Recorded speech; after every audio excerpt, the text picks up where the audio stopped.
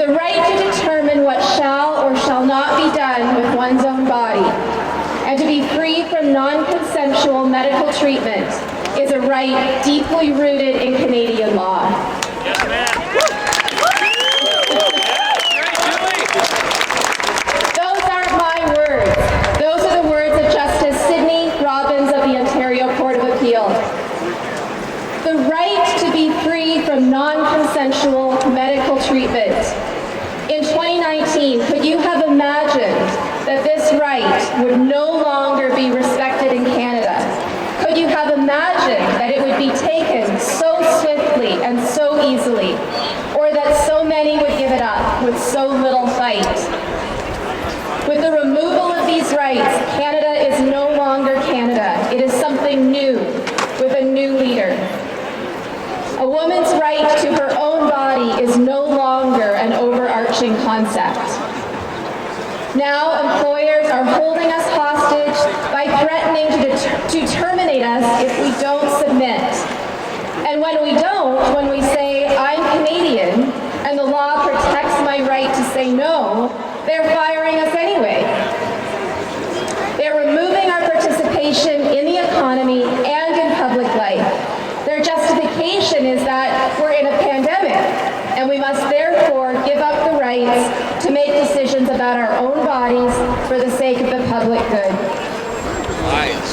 So let's talk about autonomy and the public good for a minute.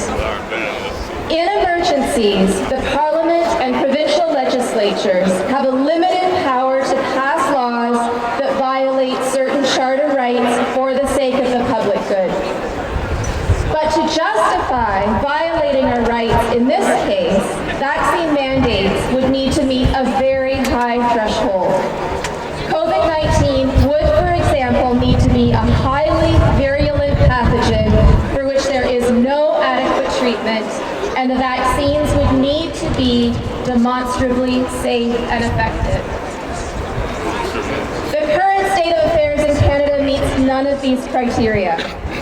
COVID-19 has an infection fatality rate less than 1% that of smallpox, and it poses even less risk to children. A number of safe, highly effective pharmaceuticals exist to treat it.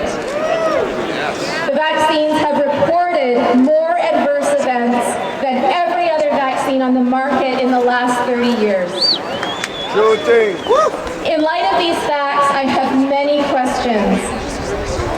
Why are the vaccinated granted vaccine passports and access to public spaces when the director of the CDC has stated that the COVID-19 vaccines cannot prevent transmission? Why is vaccination the only mitigation strategy when emerging evidence, including a recent Harvard study from September of this year, shows no discernible relationship between the vaccination rate and new cases? Actually, it shows that the vaccinated are causing the rates of COVID, if anything. Why does our government continue to withhold ivermectin as a recommended treatment when the U.S. National Institutes of Health supports it, and when the state of Uttar Pradesh in India distributed it to its 230 million people, reducing the COVID death rate almost to zero?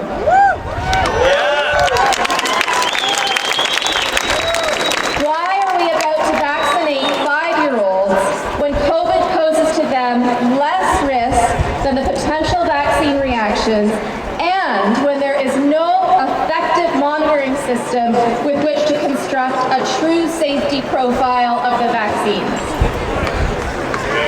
Why are we focused on the narrow benefits of vaccine-induced immunity when real-world immunity is more protective, more potent, and more enduring? Why, as a nurse recently asked, and I know you've heard this before, but it's so good, her question is so good, why do the protected need to be protected from the unprotected by forcing the unprotected to use the protection that didn't protect them in the first place?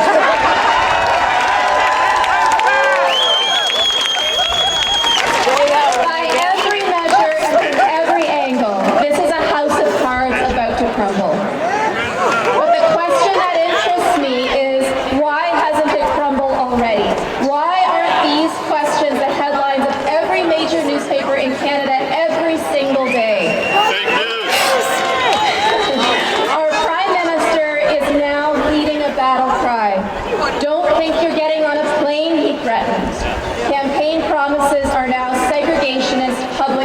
hypocrisy. Our government is molding us to be divisive and hateful. Shame! How did things change so suddenly, so drastically, so easily? How did we Canadians change so much and so quickly? It is my observation that we are facing a pandemic, not just of a virus, but a pandemic of compliance and complacency in a culture of silence, censorship, and institutionalized bullying.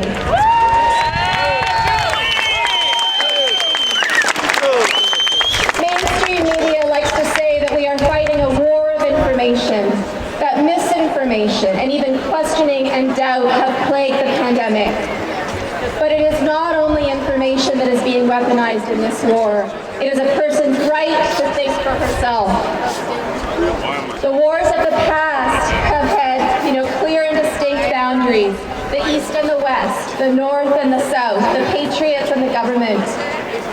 The war we find ourselves in today is one of infiltration instead of invasion, intimidation instead of free choice, of psychological forces so insidious we come to believe that the ideas are our own and that we are doing our part by giving up our rights. As a wise colleague recently said, this is a war about the role of government. It is about our freedom to think and ask questions, and about whether individual autonomy can be downgraded to a conditional privilege or whether it remains a right. It is a war about whether you are to remain a citizen or become a subject. It is about who owns you, you or the state. It is about where you draw the line. Yes. I have a question for you. Where is your line? Losing your job? Losing your access to planes and trains? What about your hockey rink? Your doctor's office? Your gym? Your mother's funeral? Your right to vote? Where is your line? Is it inching closer and closer? Or have you crossed it already? At what point will you stand up and say, I am Canadian and this is wrong?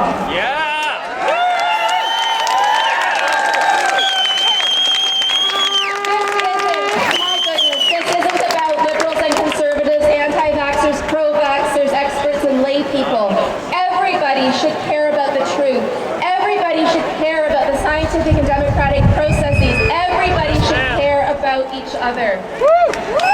Today, the vaccinated seem to enjoy all the rights and privileges of a civilized society: freedom of movement, access to education, and the approval of governments, lawmakers, journalists, family, and friends. Vaccination is it's a ticket to our conditional return to our rights to participate in Canadian society. But as John F. Kennedy said, the rights of every man are diminished when the rights of one man are threatened. Yeah, that's right. I have absolutely no doubt that COVID-19 is the single greatest threat to humanity we have ever faced. Yes. But not because of a virus. That is just one chapter of a much longer, very complex story. And it's because of our response to it. And that response is, I believe, earning its place in every medical ethics book and textbook that will be written over the next century. So what can we do? That is ultimately the question, right? What can we do about this? As Canadian author and chemist Orlando Batista wrote, an error doesn't become a mistake until you refuse to accept it, until you refuse to correct it. In our world, getting along, getting by, flying under the radar seem to be the goals. Gone are the 60s revolutionaries, gone are the patriots of early America. We are the victims and the soldiers of a pandemic of compliance. The dismissive and well-rehearsed messaging of our government has created a highly efficient machine that does not publish its evidence or engage in debate, but only issues orders that we obligingly follow. With the help of the media, its mistakes are hidden, its policies unquestioned, its dissenters silenced. What can we do? How can we break this silence? How do we get our country back? We need to get a little bit noisy. In fact, we need to get an awful lot noisy.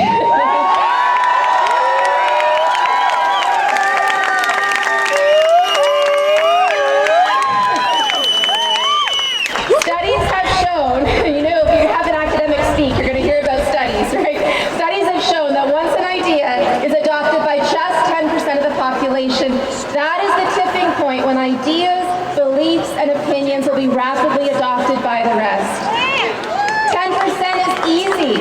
There are already more than 10% of us who have refused the vaccine, and there are many more who oppose the mandates. We just need a vocal, a noisy 10%. That is all it's going to take.